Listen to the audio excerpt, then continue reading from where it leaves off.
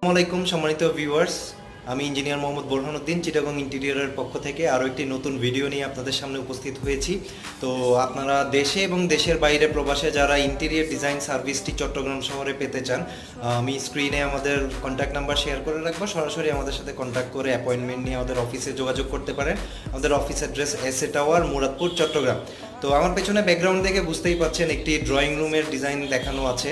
তো আপনারা যারা ড্রয়িং রুম ইন্টেরিয়র ডিজাইন করাতে চান, অনেকেরই প্রশ্ন থাকে যে কেমন খরচ আসতে পারে।